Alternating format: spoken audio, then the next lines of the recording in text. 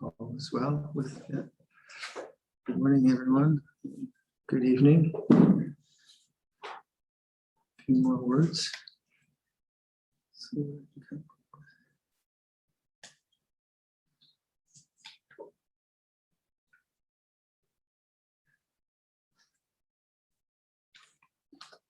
So,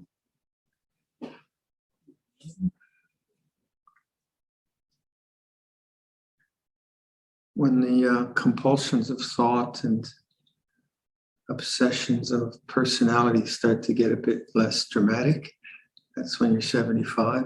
A bit more mellow, or some of our habit patterns are not so strong, even beforehand. Then the practice is just like the whole practice of letting go is also the simple practice is just don't go there. Don't make it a problem. And so if you wake up in the morning, like this morning, I woke up and felt a bit lousy. Lousy. See, that's what the body's doing. It's no big deal. And then the mind wants to create a person around that. That's how personality gets created, isn't it? Just feel lousy. Don't go there. Right? It's that simple. Don't go. And that's not repression. This is wisdom. And much of the practice, I think, is that. Just don't go there. Don't make it a problem. Doubt starts to creep in about something. Don't make it a problem. Don't go there.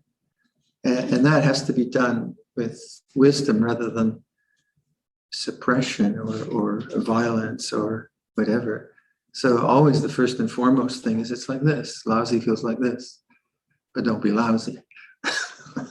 Or whatever you want. And we had a newsletter in New Zealand. I think we sent one out. That's when people would, the printed page, you remember that? and newsletters and things. We used to send one out once a month. Or something like that, once every few months. And on the back of this small newsletter was a quote from Ajahn Sumedho in big, bold letters, don't make it a problem. And that was the favorite newsletter. Everyone really loved that because it was so obvious.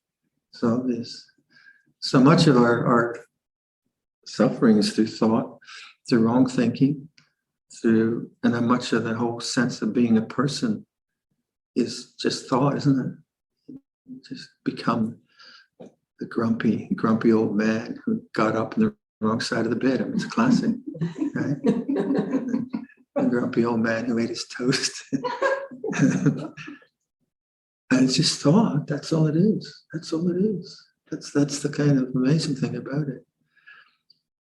But then from that question last night, the kind of fussy mind, that's quite often the problems that we're not really, we see the predicament of the mind obsessing and being this kind of fussy personality, but then we try to get rid of it. And that does not work. And so I think the way I talk about these things, I tend to emphasize that part first and foremost. You have to let that become conscious. Let that come up into the mind, know it. Oh yeah, there's that pattern.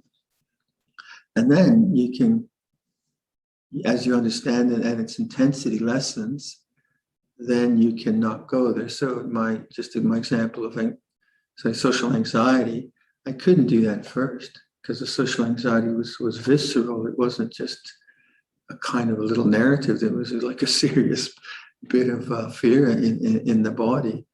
So that if someone would have said, well, just don't go there, I would have felt not good about that suggestion, or if I would have followed, it would have been horrible. So first that this idea of letting it be conscious is the kind of wisdom idea that in the totality of awareness, these things do come up. They're okay. It's not right or wrong. And that's the skill that this person, I was suggesting, needs to develop from last night. Say, but once you've done that, or around some things, we do that already, don't we? Otherwise, we'd be incarcerated in some place. Because there's a lot of our personality patterns, which just don't go there, just don't do that. And then there's other parts of our habit patterns, which are very intense. So just have to kind of be patient. So like good body awareness, understanding the energies of the body, all of that is a way of letting go of all that. And then having said that, there's also the cultivation of beauty. So just thinking of Amritsar's dad plucking the flowers. That's just beautiful. It's lovely, isn't it?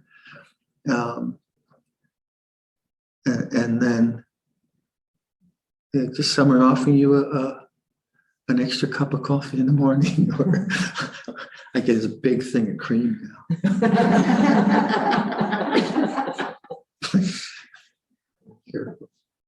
And I mean, it's beautiful, isn't it? Just generosity is very, very beautiful. They're simple things, but you add them up over many, many years. They create a whole different patterning of consciousness, which is happiness and joy, but not one which is contingent on an experience. Rather, that's what the mind has become through constant acts of generosity and compassion. As you know, I often mention that my insight with His Holiness the Dalai Lama in New Zealand many years ago, where he gave a talk and he said compassion was the method. That was very important for me, because I think, well, compassion is the goal, right? But then that way of thinking, I realized for me, if compassion is the goal, then I'm trying to get rid of that which is not compassion. But if compassion is the method, okay, I'll do as much compassion as possible. Sometimes it's not possible. Sometimes I just have to say, leave me alone, world. I've got to work on my own stuff. Or sometimes I'm just irritated, annoyed, or whatever. But the compassion is the method. So on a social sense, yeah, that's the method. But then also that idea on the inward sense, with compassion to one's own suffering, not in a narcissistic way, not in that way. Oh, poor me, I'm suffering. I only got 2 coffees today. That kind of feeling sorry for yourself, that's not compassion. That's more ego, isn't it? That's more selfing. In the Pali, we have ahankara mimankara, I making, my making. It's a kind of interesting ahankara mimankara. And that creation of a personality in thought is not to be believed. It's just a lie. Like the personality is interesting, isn't it? Like you notice your personality just kind of coming up. Where did that come from? So when I was a young monk, I was just talking about some of the intense things I did as a young monk. It must have been really hard to live with. I was really intense, really, really intense. Did I do that? Did I create that person? I don't kind of, I think I'll just be a real creep today. Just lay it on the other monks. And no one does. So now I'm just sort of this kind of avuncular guy, cracking jokes all the time in the monastery. and at least that's my self-image. I don't know how other people perceive me, but did I do that? Or was that just the way, the cultivation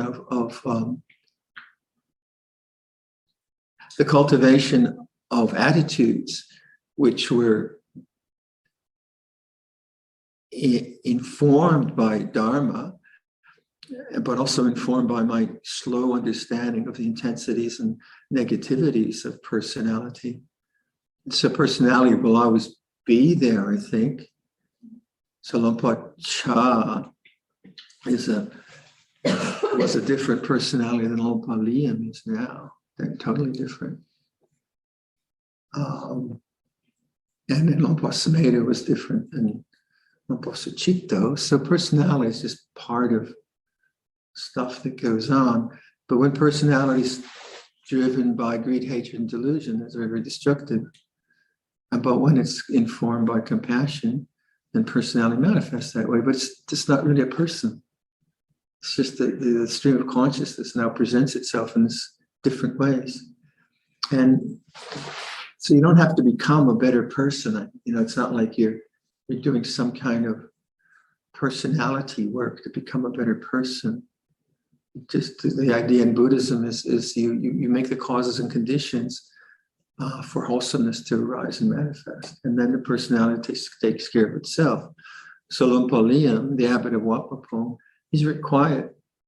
He's very, very, very quiet. And Luang Cha is very ebullient, but they're just both beautiful beings. And the charm of Luang Liam is equal to the charm of Luang Cha, and they're just wonderful, wonderful beings. Personality is completely different. So it's not like we're trying to become different people from what is, but by constantly not believing in the whole personality view of thought. And that's what we mean by Sakkaya Ditthi, the first fetter, the creation of a person through thinking. So I wake up in the morning and there's a lousy feeling. Oh, lousy feels this way. That's really profound, actually, to do that sincerely. Yeah, I feel really crappy. Yeah. And don't go there. And those little acts of letting go. So letting go is first and foremost letting be. It's like letting go sounds like getting rid of. No, it's first of all, you have to let it be conscious. And then don't go there, it can be letting go. Or if it's emotionally fraught, then okay, let's have a look at this. Let's see what it feels like. So again, going back to the question last night, just trying to get rid of something because you don't like it, that just will not work. The mind doesn't work that way. It's like the wrong mechanism. So awakening and then right thought. So awakening is, again, right understanding. Yeah, feeling lousy feels this way. Didn't last long, but the mood could have lasted all day. And you could create a whole grumpy person from one mood. So right understanding that it feels this way. And then if there's some dukkha, what do I want that I have? What do I want that I don't have? What do I have that I don't want? What's going on? It's like this. So where's the problem? Well, it's because you're too loud next door. No, I'm sorry. And so that sense of understanding is deepened. And then right thought. Right thought is so important, isn't it? Thinking is powerful. Words are powerful. And if it's driven by I thinking, my thinking, ahankara, mimamkara, it'll give a bad result. So with a sense of lousy, it's still individual, it's still personal. It's not like my lousy is not your lousy. My static is not the same as your static, right? There is individuality. This is the interesting thing about it. But there is this awareness which knows. And that's to me quite magical. Why is it that way? I don't know. But that's why you can see that's the refuge. If there was not that awareness, then one would just kind of be in that kind of soup. And then from that, you could see that must be the doorway to the transcendent or whatever language one uses for that in one system. That must be the door. What else could it be? Couldn't be an emotion. Couldn't be a bodily feeling. Couldn't be a thought. Couldn't be a smell. Can't be a taste. what is it? What could be the doorway, the gateway to the, as we say, gateway to the deathless, or to the unconditioned, or to the transcendent, or to peace. Peace is a simple word. So we were talking that language of unconditioned, uncreated, it's difficult language. It's not. It doesn't kind of like ring some bells for us. Maybe in Indian culture it does more, but I should think it's difficult. But what is reliable, right? What's reliable is that, yeah, lousy feels this way. Lousy comes and goes, hopefully. And then there's the awareness. And our curiosity, I think, should be interested in awareness itself, rather than simply being interested in the objects of awareness. I'm interested in the objects of awareness. I enjoy, I think there's this, what's it called? There's a famous award for architecture. Sterling Award, that's it. Yeah, thank you. Which is given every year. It's like a Nobel of architecture. I was just looking at that the other day, and there's a mosque in Cambridge, England, that it just looks like a mosque from the outside, and then inside it's used a timber frame, post and beam on a curve to create domes inside. Gorgeous. It's gorgeous, really lovely. And we're building a timber frame, so I'm obsessed with timber frame and even more. But so objects are okay. It's great, but I realize that timber frame is not transcendent. And it is what it is. So that it's not a denial of beauty. It's not that these things are, or the sense experience, but there is a dimension of peace there, which is not dependent on aesthetics, on beauty. Because you could see if there were not, then what would you do? You try to maximize beauty and minimize the ugliness of life, but that would be an endless. And we do that anyway, don't we? None of us maximize ugliness, but that's not transcendent. But do it so we can use beauty, say, like I was talking about a beautiful shrine. Then you can use beauty, but not beauty as ownership and aesthetic conceit, but rather as a reflection on silence. And that's what religious art and architecture and so on is supposed to do. It's supposed to create a sense of awe where the mind stops. So I think I told Adam, I said, Adam, I want a jaw dropper. Adam's our architect. I just want people, I want their minds to stop. I don't know if we've pulled it off, but we'll try. And that's the traditional sense of art as spiritual object. So icon is that was the kind of idea where the mind stops. And that's the idea of a Buddha Rupa or a stupa. The mind stops and awakens. Is that right? So there is a place for that. And beauty is a good way to think about developing this life. Ajahn Chah, he had a good sense of that, but not as attachment. So he my famous story where I shifted something with my foot, a spittoon or something, and then you don't do that in Thailand. We were setting up I was setting up for the monks' mealtime, and we have bowls and stuff. And I shifted something with my foot. He said, "Not beautiful." And that was, it wasn't. I was just lazy. It's not a football, Viradhammo. And it was a lovely way to kind of awaken me to grace and those things. So so there is that, like, I wake up in the morning and the body's not feeling all that great, and there's the awakening to that. And then right thought is don't go there. And then there's the other, others is the kind of like entering into the mind of no thought. This is very important to begin to really do that consistently.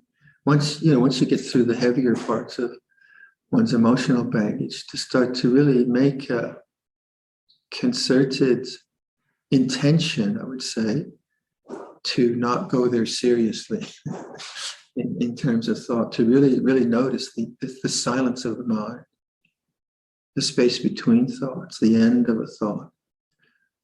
And one of the ways that, Luang Por Sumedho teaches a lot is the kind of ringing silence you get when your mind becomes quiet. You sometimes hear a kind of, they call it the nada, I think, in yoga, kind of ringing silence, which is sort of a background buzz in consciousness. So a lot of people use that. That's not uncommon, and just refer to that. So like your mind gets really silent, and you rest in that. Well, the ideas of emptiness are that too. You rest in emptiness, which is actually fullness as well. But again, resting of the mind. So most of us have been practicing for quite a long time, and that's a very real thing to start to intend to do. And the endless blathering of thought, right? To not repress it, but also to not go there. Oh, this is silence. Silence is this way. So I think we notice it when we look out on the river or the forest. Oh yeah, it's like this. And they have to make that intention, and that's part of right thought. Samasankappa, right thought. The thought to let go of thought. Okay, let's do some meditation then.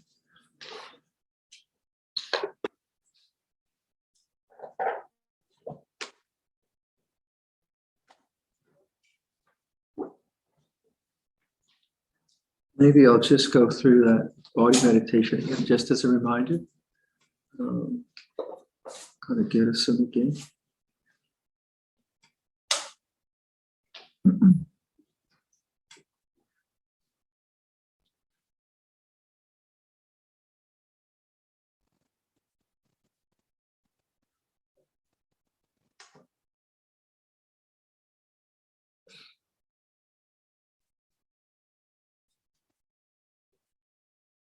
Awakening to sound,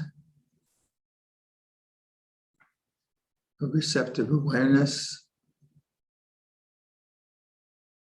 and notice no thought.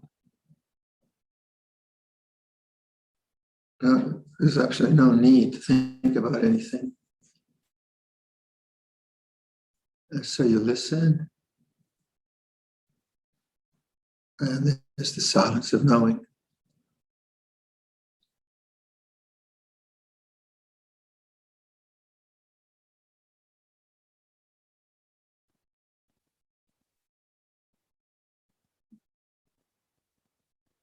It's a bit like coming home. There's a kind of comfort in that.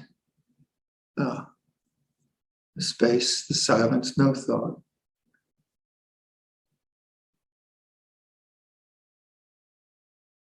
You don't have to really find that. You just have to let go of thought. It's not like you're looking for something. So you listen and relax.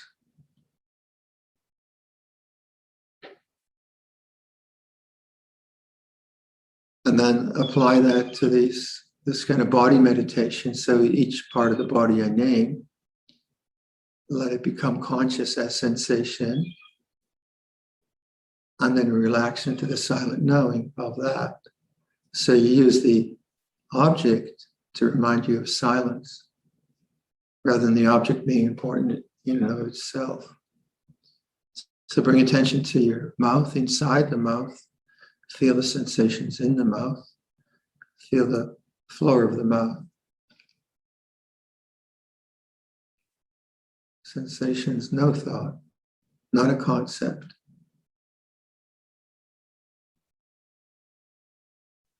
So in each part of the body, there's a sense of resting with that. The left wall inside the mouth, the sensations.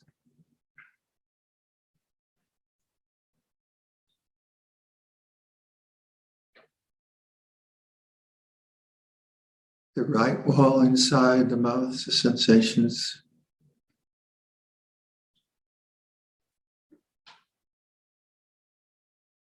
the upper palate, upper lip, upper teeth and gums.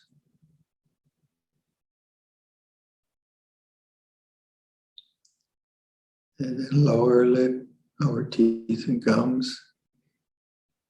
And the tongue. So the whole mouth as sensation, resting in awareness.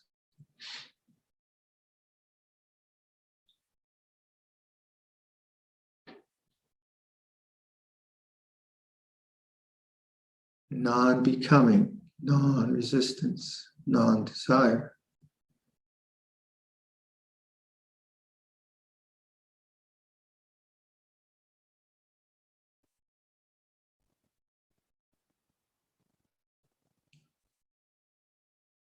Inside to the ear canals, feel the ear canals as sensation.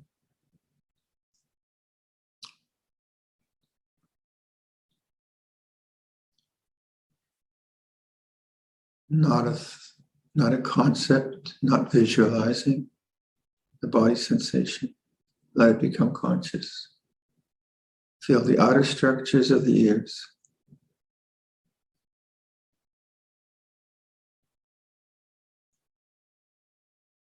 And the silence of knowing.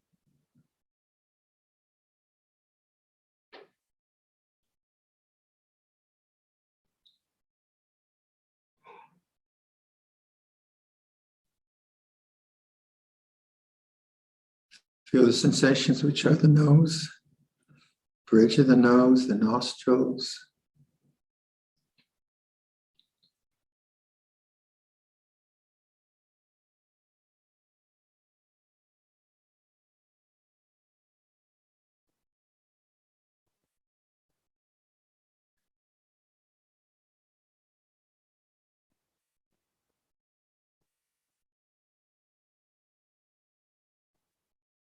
The eyes, the orbits of the eyes themselves as sensation. Silent knowing, no thought. And whatever it is, don't go there.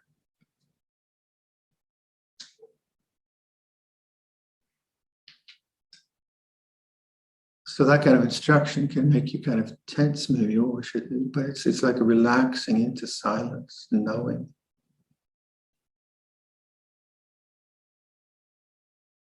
The forehead, behind the forehead, sensations.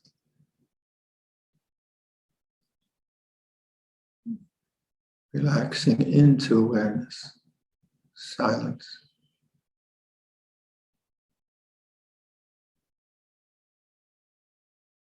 Draw a line from the forehead into the middle of the brain, middle of the skull.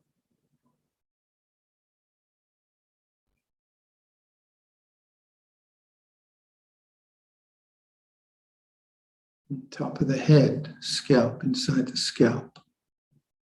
Sensations vibrating.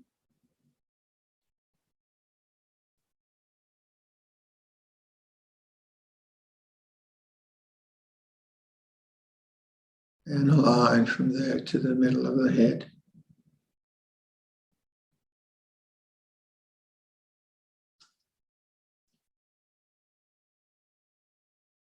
Feel the back of the head, inside the back of the head.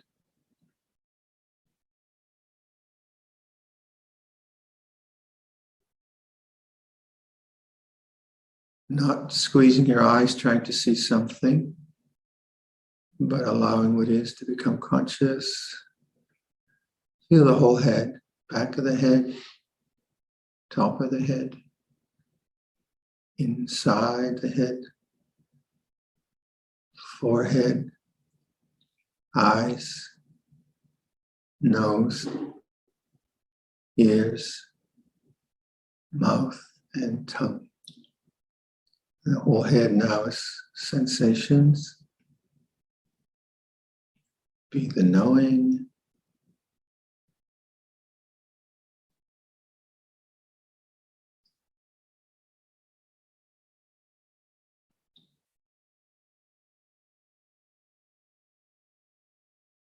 Feel the neck, both sides of the neck, back of the neck, and the throat.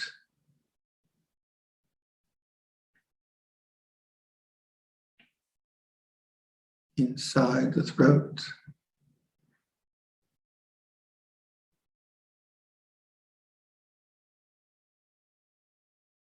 Feel the whole neck area.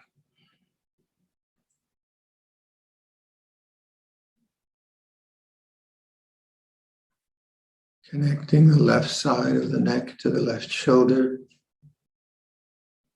Sensations radiating.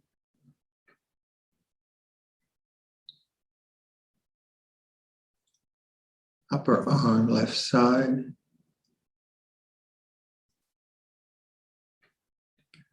The left elbow.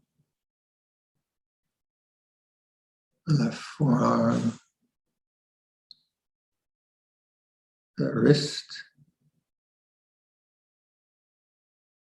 Back of the left hand. Thumb. Index finger. Middle finger. Ring finger and little finger. Palm of the hand. Feel the whole hand as sensation and the stillness of knowing.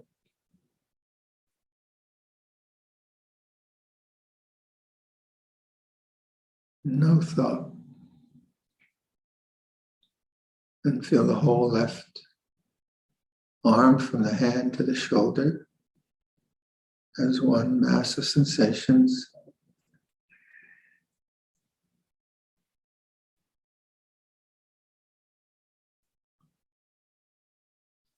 And the right side of the neck connected to the right shoulder.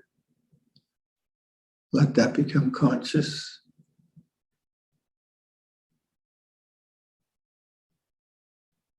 And the upper arm, the right elbow, forearm, the right wrist, back of the right hand, thumb, forefinger, middle finger, ring finger, and small finger, palm of the hand. Feel the whole hand as sensation.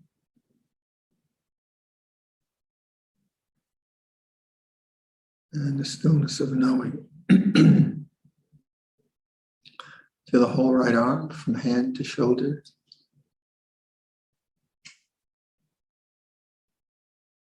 Feel both arms as a mass of sensation. Feel the neck, back of the head, top of the head,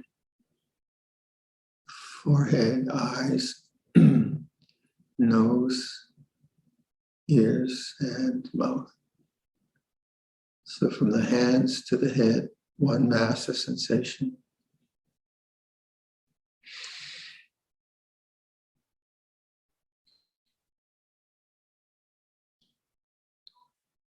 Go to the throat, the hollow in the throat, enter into the cavity of the chest. Feel the chest inside. Left wall inside of the chest. And the right wall, back of the chest, front, organs in that cavity, the diaphragm, lungs, and heart. Feel the whole chest area as one mass of sensations. Stillness of being, stillness of knowing.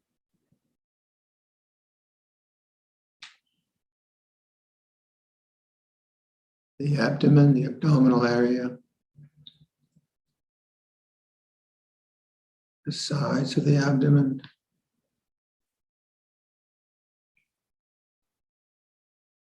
back wall, the abdominal area, the belly, kidneys at the back, liver, whatever manifests there as sensation. Feel the pelvic area, pelvic bones, inside the walls of the pelvis, the left side and the right side, back of the pelvis, the organs in the pelvic area.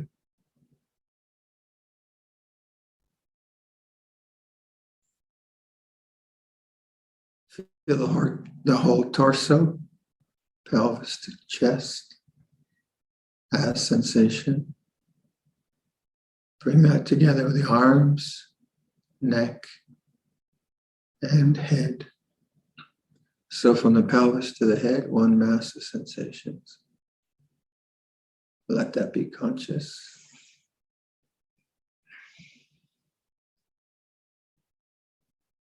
Stillness of knowing.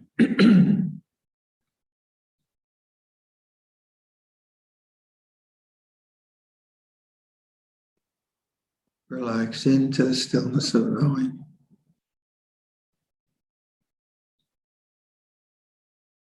Feel the left hip, sensations in the left hip, and the thigh, the left knee, and the lower leg, left side, the ankle, and the foot.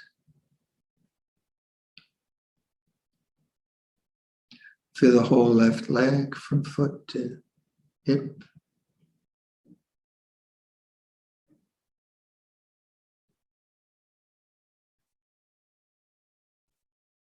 And the right hip, feel the right hip,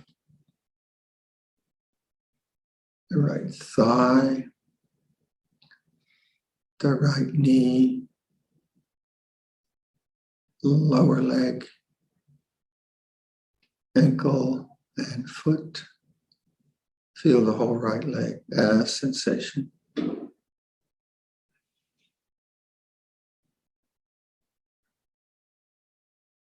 Both legs then, and torso. Bring it together with the arms, the neck, and the head.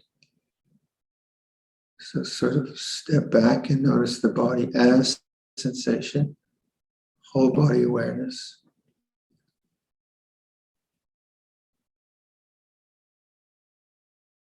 And just rest in this knowing, contentment with this knowing. Nowhere to go, nothing to become. Silent knowing.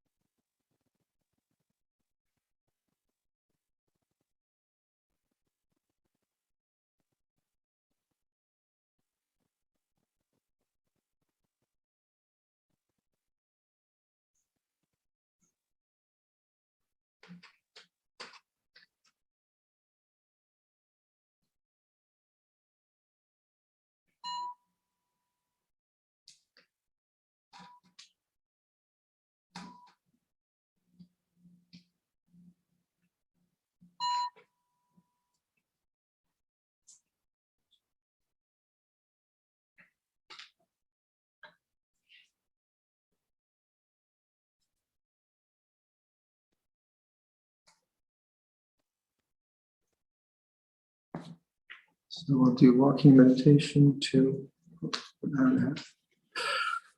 11. It's an hour and a half. Okay. And then some interview now.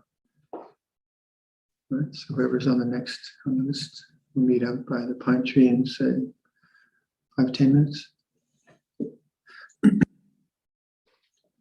Hey everyone. See you.